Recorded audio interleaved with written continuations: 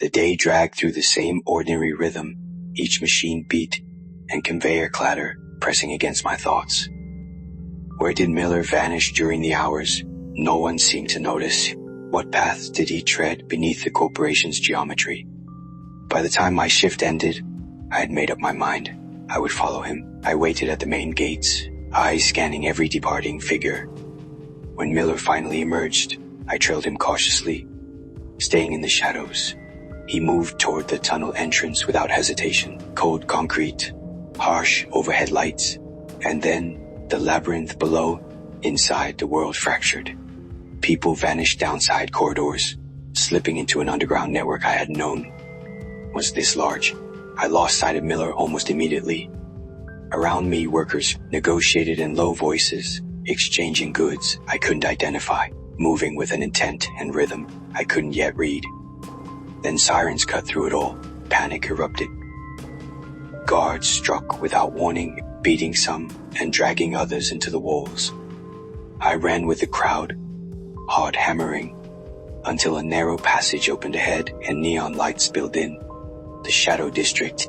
I was out of the tunnels but lost, with no idea where to go or how to find Miller. "Hey, come here," a voice called from a dark alley. I didn't move. 42. "You'll get in trouble here. Come on, before they catch you." I froze. "Do you know my name?" "Yes, idiot. I work with you. Assembly Section 5. Don't you remember me? I'm Kelly." I knew the face. We had never spoken. "Why are you helping me?" I asked, voice low, eyes still scanning the alley. "I don't need to explain," Kelly said, glancing over his shoulder. "But if they catch you here, you're done. Maybe they'll assign someone smarter to handle our machines. Wear this cape. No one should see your uniform. Take the path to the right, then the next section on the left. That leads toward the factory gates. Keep going until you find an exit." "Thank you, Kelly. Good luck," he said, and disappeared. I pulled the cape over my shoulders and followed his directions, keeping my eyes low. Guards flickered along the walls ahead, stopping people at random, badges catching neon light. I pressed behind a corner, counted heartbeats, and slipped past when the moment opened. Simone collided with my shoulder. My pulse jumped. "Why are you here?" A familiar voice hissed. "Miller, I was looking for you." I stammered. "Idiot," he muttered, grabbing my arm. "My place now." At the hideout, before I could say anything, he turned on me. "You almost got caught by security. Do you realize that?" I followed Kelly's directions. He said it was the best way out. Miller's eyes narrowed. "I don't know who Kelly is, but that path leads straight to the regulations office. They'd have caught you, processed you. Your family would never see you again." The air went out of me. I had trusted Kelly's directions without question. Why would he do that? What would he gain? Miller shrugged tight. "Maybe your job. Do you work together?" I shook my head.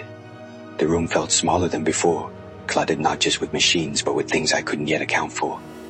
"Why are you following me here?" "You could have just asked," Miller said, folding his arms. I picked up one of the components from the nearest shelf and held it out. "Because of these. They're from the factory. I recognized them the morning the box fell. I'd calibrated the same pieces the same day before." I kept my voice steady. "What are you doing with them?" "Miller, are you stealing?" "I don't steal anything." His composure cracked fast, faster than I'd ever seen. "These are marked for recycling. I'm reallocating them. No parts can leave the factory. You know that." He ran through explanations that contradicted themselves, voice rising then dropping, none of it holding together. His eyes moved around the hideout as though the walls were listening. "Are you going to turn me into HR?" he asked finally, voice quieter than I'd ever heard it. "No," I said, "but you're going to explain." He did, voice low, conspiratorial, almost relieved to say it. They were diverting components from the line, reselling them through the Shadow District. Others were embedded in the system, manipulating numbers, covering the gaps. Each transaction was deliberate, punishable by processing and termination. "We both work the same line," he said. "We could do this together."